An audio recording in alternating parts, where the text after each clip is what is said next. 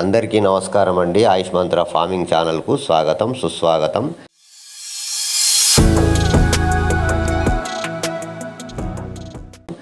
గత 2 రోజుల నుండి బాగా ఈ వర్షాలు కురుస్తున్నాయి. ఈ వర్షాలు కురవడం వల్ల ఏమవుతుందంటే జీవాలను బయటికి తీసుకెళ్ళి మేపాలంటే చాలా ఇబ్బంది అవుతుందండి. అంటే కొంతమంది ఫామ్లలో జీవాలను పెంచేవారు ఉంటారు. వాళ్ళకు కొంచెం ఎలాంటి ఇబ్బంది ఉండదు. ఎందుకంటే వాళ్ళు ఆ షెడ్డులోనే ఉంచి జీవాలకు ఫీడ్ పెట్టడము, దానా వేయడం చేస్తుంటారు. వాళ్ళ జీవాలు ఈ వర్షంలో నానవండి. మన బయట తిప్పి మేపే వాళ్ళకే చాలా ఇబ్బంది ఈ వర్షాకాలంలో. ఈ వర్షంలో జీవాలు నానడం వల్ల ఏమైందంటే ఈ దొమ్మ రోగం అటాక్ అవుతుంది. ఈ దొమ్మ రోగం ఎలా అటాక్ అవుతుంది అంటే దీన్ని న్యూమోనియా అంటారు ఫ్రెండ్స్. ఈ దొమ్మ రోగం ఎలా వస్తుందంటే జీవాలు మొత్తము 7 అవర్స్ నానతాయి. ఒకవేళ వర్షంలో మనం బయటికి తీసుకెళ్తే ఈ వర్షంలో నానడం వల్ల. అలాగే ఆ గడ్డి మీద ఈ వాటర్ ఉంటుందండి. ఈ వాటర్ కంటెంట్ ఎక్కువ ఉంటుంది కాబట్టి ఆ గడ్డిని అలా మేస్తాయి. ఈ మేసినప్పుడు ఏమైందంటే వాటర్ కంటెంట్ కడుపులోకి ఎక్కువ వెళ్ళిపోయి లంగ్ ఇన్ఫెక్షన్ అనేది ఏర్పడుతుంది. అలాగే ఫీవర్ వస్తుంది. ఈ దగ్గులు, జలుబులు, చీమిడి ఇవన్నీ స్టార్ట్ అవుతాయి. కాబట్టి కొంచెం జీవాలను ఎక్కువ శాతము వర్షంలో నానకుండా చూసుకోవాలి. ఎప్పుడన్నా మనకు ఒక 1 అవర్ 2 అవర్ గ్యాప్ ఇచ్చినప్పుడు జీవాలను బయటికి వెళ్ళి మేపాలండి. మేపినట్లయితే ఆ టైంలో జీవాలు నానకుండా ఉంటాయి, ఎలాంటి వ్యాధి రాకుండా కూడా ఉంటుంది. కాబట్టి మీరు అదను చూసుకొని జీవాలు మేపండి. మేపినట్లయితే కొంచెం ఆరోగ్యంగా ఉంటాయి.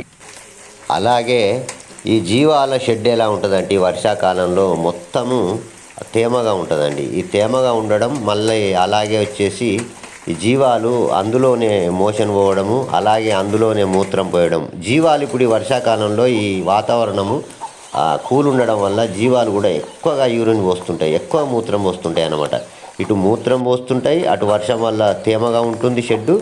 అలాగే అందులో మోషన్ పోయి ఈ జీవాల షెడ్ అంతా మొత్తం తేమగా ఉంటుంది. కాబట్టి ఈ ఫుట్ రాట్ ఎక్కువగా అటాక్ అయ్యే అవకాశం ఉంటుంది. ఫుట్ రాట్ అంటే ఈ డెక్కె నొప్పి కానీ, డెక్కెలో పుండ్లు కానీ, డెక్కె వాపు కానీ ఇవన్నీ వచ్చే అవకాశం ఉంటుంది. కాబట్టి ఈ వర్షాకాలంలో మనం ఎమ్మటెమ్మటే రోజుకు 2 సార్లు ఈ షెడ్డును క్లీన్ చేయాలి. క్లీన్ చేసినట్టయితే ఈ ఫుట్ రాట్ రాకుండా మనము చూసుకోవచ్చు. షీ ఫార్మర్స్ కూడా ఈ వర్షం పడుతున్నప్పుడు చాలా జాగ్రత్తగా ఉండాలి. అదేంటంటే మనం జీవాలను ఎప్పుడన్నా కొంచెం 1 అవర్ 2 అవర్ వర్షం గ్యాప్ ఇచ్చినప్పుడు మనం బయటికి తీసుకెళ్ళేటప్పుడు మనం కూడా జాగ్రత్తగా ఉండాలండి. అదేంటంటే అంబరిల్లా అంటే గొడుగు తీసుకెళ్ళాలి. ఎందుకంటే మనం కూడా నానొద్దండి. మనం కూడా నానినట్లయితే మనకు కూడా ఫీవర్ వచ్చుడు, అలాగే దగ్గులు, జలుబులు ఇవన్నీ వస్తాయి. కాబట్టి మనం కూడా జాగ్రత్తగా ఉంటూ అలాగే జీవాలను కూడా జాగ్రత్తగా చూసుకోవాలి. అలాగే అది ఎలాగంటే జీవాలు కానీ మనం కానీ ఎక్కువ శాతము ఈ కరెంటు అంటే ఈ ట్రాన్స్ఫార్మర్లు ఉన్న దగ్గరికి, అలాగే ఈ స్తంభాలు ఉన్న దగ్గరికి పోనియొద్దండి. ఎందుకంటే ఈ వర్షాల వల్ల ఏమైందంటే ఈ ఎర్త్ వస్తుందన్నమాట. ఈ వర్షానికి అవి నాని ఉంటాయి, పచ్చి ఉంటాయి. కాబట్టి ఎర్త్ ద్వారా కరెంటు వచ్చి షాక్ కొట్టే అవకాశం ఉంటుంది. కాబట్టి ట్రాన్స్ఫార్మర్ల దగ్గరికి, అలాగే ఈ స్తంభాల దగ్గరికి జీవాలను మనం తీసుకెళ్ళి ఎట్టి పరిస్థితుల్లో మేపకూడదు. అలాగే షీ ఫార్మర్స్ కొన్ని జాగ్రత్తలు తీసుకోవాలండి. అదేంటంటే ఇప్పుడు కొంచెం ఈ వర్షాలు బాగా పడుతున్నాయి. ఈ వర్షాలు పడేటప్పుడు ఏమవుతుందంటే ఈ ఉరుములు అలాగే మెరుపులు వస్తున్నాయి. దీనివల్ల ఉరుముకుంటూ మెరుచుకుంటూ ఈ పిడుదులు పడే అవకాశం ఉంటుంది. కాబట్టి మనం కూడా కొన్ని జాగ్రత్తలు తీసుకోవాలి. అవేంటంటే మనం కొంచెం ఎత్తైన ప్రదేశాలలో జీవాలను తోలుకపోవద్దండి. నెక్స్ట్ వచ్చేసి చెట్ల కింద ఎట్టి పరిస్థితుల్లో ఉండొద్దు. ఉన్నట్లయితే పిడుగులు పడే అవకాశం ఉంటుంది. కాబట్టి షీప్ ఫార్మర్స్ ఈ జాగ్రత్తలు ఖచ్చితంగా తీసుకెళ్ళాలి. ఇప్పుడు చిన్నపిల్లలు ఉన్నాయనుకోండి ఫ్రెండ్స్, ఇప్పుడు జీవాలకు పుట్టిన చిన్నపిల్లలు 1 మంత్ 1.5 మంత్ ఉంటాయి కదా, వాటిని మాత్రం ఖచ్చితంగా షెడ్డులోనే వేసి జీవాలను బయటికి వెళ్ళి తోలుకపోవాలండి. ఎందుకంటే ఈ జీవాల యొక్క ఈ చిన్నపిల్లలు ఈ వర్షంలో తడిస్తే ఏమైందంటే వాటికి ఫీవర్ వస్తుంది. అలాగే ఈ చలికి నాని ఈ చల్లటి గాలి తోలుతుంది కదా ఫ్రెండ్స్, ఈ చల్లటి గాలి వల్ల ఏమైందంటే ఈ చిన్నపిల్లలు నాని వణుకుతుంటాయి, మొత్తం మెత్తపోతాయి. కాబట్టి ఈ చిన్నపిల్లను మనకు 100% షెడ్డులోనే ఉంచుకోవాలి. అలా అయితేనే ఈ చిన్నపిల్లలు కొంచెం ఆరోగ్యంగా ఉంటాయి, నానకుండా ఉంటే. ఈ వర్షాలు ఇప్పటికి 2 రోజులు అవుతుంది ఫ్రెండ్స్ ఈ వర్షం పడబట్టి. తర్వాత ఇంకా 2 రోజులు వర్షాలు ఉన్నాయట వాతావరణ శాఖ వాళ్ళు చెప్తున్నారు. న్యూస్లో కూడా మనం వింటున్నాం కదా. ఈ 2 రోజులు మనం కొంచెం జాగ్రత్తగా ఉండాలి. ఇంకొక 1 మంత్ అయితే ఈ వర్షాకాలం వెళ్ళిపోతుందండి.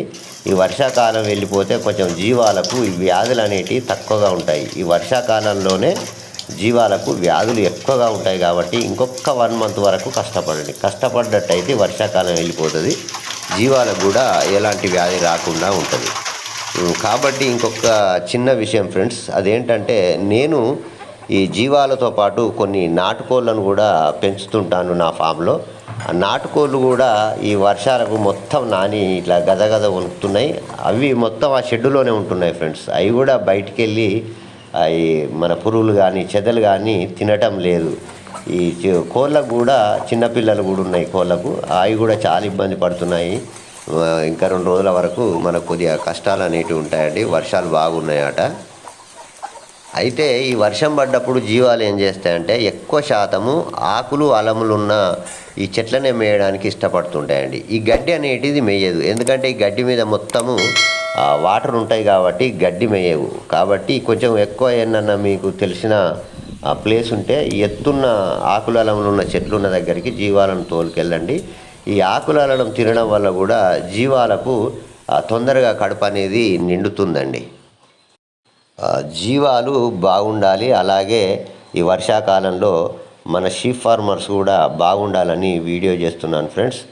దయచేసి ఈ వీడియో మొత్తం విన్నందుకు మీ అందరికీ నా కృతజ్ఞతలండి. నా వీడియో కనుక మీకు నచ్చినట్లయితే సబ్స్క్రైబ్ చేయకపోతే సబ్స్క్రైబ్ చేయండి, లైక్ చేయండి, అలాగే షేర్ చేయండి ఫ్రెండ్స్. జై జవాన్ జై కిసాన్. Thank you friends.